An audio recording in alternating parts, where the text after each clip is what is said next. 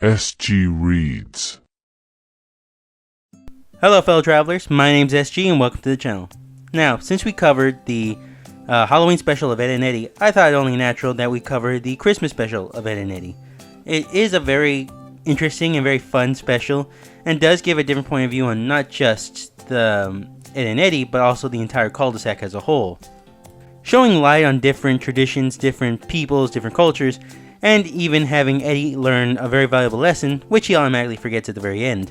So for right now, let's cover Eddy and Eddy's Jingle, Jingle, Jangle. But before we do that, please leave a like, comment, subscribe down below. It really helped me out. It lets me know that you like this content. It also helps me know what else that you would like to put out. If there's a certain special series or whatever that you want me to talk about for Christmas or even just in general period, please leave it down in the comment section. Alright, with that being said, let's get to it, shall we? Jingle Jingle Jangle was originally released on December 3rd, 2004, and was the first in their series of specials to be released, following shortly the year after with the Halloween special, and then following that was the Valentine's Day special. This is also the first time we see Eddy and Eddy take place not in summer, more towards Christmas and winter, again hyphenating that this is a changing between animation styles, and not just saying that because of the twist in the story, but rather this really was a twist in the animation. This is when they started pulling away from the hand-drawn, more into the digital drawing as well. This was a mix of the two actually, hand-drawn at first, but then used to touch up the art and coloring through a computer, so showing that this was the first step towards a full season completely digitally animated. This is also one of the specials that Danny Anitucci was the writer and director of it, following along with constant writers from the previous series as well, such as Jono Howard and Mike Kubat. The story takes place on December 24th, aka Christmas Eve, where Eddy has discovered where his parents were hiding all the Christmas presents. He then begins to open each one and finds that none of them are actually the things he actually wants and or likes. From that point on, he goes to Double D and Ed to find out what he should do. And from them he learns that maybe he should just go to every kid in the cul-de-sac's house, try to crash their Christmas celebrations, and try to get as many presents as he can from them while they're not looking, and or have them give them to him willingly, aka due to the Christmas spirit. From that point on, he goes to each house learning about the different types of celebrations they have, the different cultures they have, and the different ways they either celebrate the seasons or Christmas period. Some don't even have presents, some have presents but just don't want to give it to him, some decorate the house differently, and some just celebrate a different holiday altogether, such as Ralph. And from that point on, he realizes that he is not welcome anywhere, nor is he willing to give anything to any of these people either. So from that point on, we have him learning what it means to be in Christmas, trying to be better at the very end, but at the same time learning that he can't get away with everything he doesn't. This is one of those interesting specials because this does have several religious iconography. This does have the telling of a nativity scene happening, while at the same time kind of parodying it, trudging that line between being metaphorical, representational, and a little bit of a parody. So that makes it very fun and interesting and not taking itself too seriously like most Christmas specials can do. So this is definitely following a line that's interesting and fun at the same time. But at the same time, I can't think of another special, at least on Cartoon Network or any of these cartoon channels, that have taken that idea and gone further than that.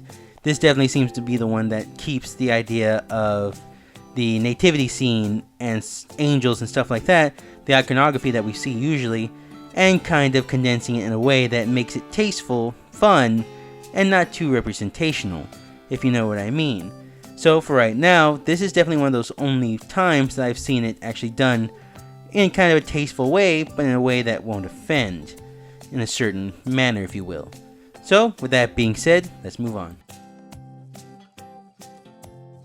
Right off the bat, when we talk about the animation of this, it goes back to the idea that this was the first time we started doing computer generation with the art. And it shows.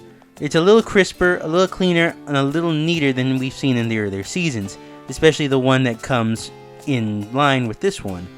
Because that one was mainly hand-drawn, making it look messier, making it look like it was drawn by hand, on purpose, mind you. But that does leave a little bit of the heart out of it all as well. making this feel like a more polished special, and actually does make it feel like a Christmas special overall.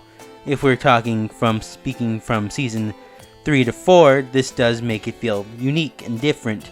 Makes you feel like this is something that is comparable to the rest of the seasons. And this would be the first in the trend, but if we go with in mind what they were trying to go with at the time, it definitely does feel unique and different, and a little smoother and crisper with what they're trying to say and achieve in the special. When it comes to voice acting, I have to say that it's very well done. Nothing unlike the series we've seen. Not many new voices are in this, if any at all. This is a bunch of the returning cast, such as the original voices for Ed and Eddy themselves, along with all the kids of the cul-de-sac and the Canker sisters themselves, all returning in the special, all having their moments and having a chance to show off their skill. Well, like I said, nothing new or different comes out other than the similar voice acting that we've seen in the past. Again, just giving it a newer tone. When it comes to sound, Ed and Eddy have a specific type, and it's always this chaotic, wild music around it. But this one, because it's a Christmas special, does have a somber, lower tone. Does try to keep it to a minimum, making it feel different from the rest of the series as the animation as well. But it does keep a somber tone, a lower tone, trying to be thoughtful, trying to be meaningful. When there's sound, there's sound. But that's not to say there isn't loud music and there's loud effects, there are. It's just kept to a rare amount, which is something different for Ed and Eddy to have altogether. Especially for the final climax of the series, where we don't really have that wild music we do see in the regular episode. It's much more somber and matches the emotions of Eddy along with the rest of the kids of the cul-de-sac. It definitely feels different, unique, and allows some more wiggle room that we've seen in Ed and Eddy, allowing it to feel more real than actually animated than we know. But it does quickly go back to how we remember it in the overall show. So for the most part, I do say that this does have a different remixing of the music, a different soundtrack compared to the rest of the series, and offers a good tone for those that come into the series not expecting what to expect from this special as a whole. The Ed and Eddy cast are no strangers to references, that being mainly in their specials, such as the Big Picture Show or the Halloween special. And this is no different. This covering a variety of different references, some from their own show, some from outside sources. Such as the name Jingle Jingle Jangle is a reference to the original song Jingle Jingle Jingle. No real connection to the song other than that, but it's still a neat references. As for an episode called Ed Fa-La-La Ed, where they did do a Christmas bit inside the episode, Eddy did say that he hates Christmas mainly because he never gets anything he wants, just clothes. We also get more Christmas related references, such as when May looks up at the sky and sees "Do you see what I see?" something twinkling in the sky, which is obviously a reference to the song "Do you hear what I hear?" And even the climax of the episode special is a reference to A Charlie Brown Christmas, where Eddy is looking at a tree that's about to go out and takes out a light bulb and plugs it into the tree and it lights up. This is a subtle but funny little reference to the Charlie Brown Christmas, again just showing where it originates from or where their main idea and concept may come from as a total. And of course, when we talk about the episode at the special as a whole, you have to talk about the nativity scene at the very end, as I mentioned before. This being a very obvious nativity scene with Double D as an angel, Ed as a shepherd, and of course Eddy as the baby, along with the Canker sisters being the wise men. While this is fun and interesting to have, it's interesting that they even got away with showing a nativity scene on the kids show, but at the time I don't think anybody really noticed. But it is a fun little reference and adds to the whole Christmas spirit and trying to make this a unique experience for the viewer as a whole. Once again, I cover Ed and Eddy because I think it really does capture the idea of a holiday. Such as it captured the idea of Halloween, this captures the idea of a modern Christmas special. It gets the idea of wanting to have what you want for Christmas, while at the same time learning a lesson, and not learning it very well right away. As we see at the end, Eddy really didn't learn anything. He just wanted to kind of feel sympathy for something other than himself. And while it looked like he was in the makings of learning something, he didn't really. It just shows that that's kind of a real world example. You can't just learn anything right away, you have to take your time, and it does take effort to actually learn to be a better person. But this did add a comedy element to it, keeping in line with what the character is about, because sometimes a Christmas special can also do that. In the mix of trying to make something warm and heartfelt, you do make characters do something that's a little outside of what you would see them doing. Not here. You don't see that with Eddy, or Double D, or Ed. You see them acting as they do in the regular series, and how you'd expect them to react at the very end. So for the most part, it's a very well done special. Captures the spirit of trying to be the best you can on Christmas, or trying to get as much as you want from Christmas. You got Double D trying to be the best he can make Eddy, while Eddy's just trying to be greedy, but learning that he can't be greedy, learning that everybody has their own ways of doing it.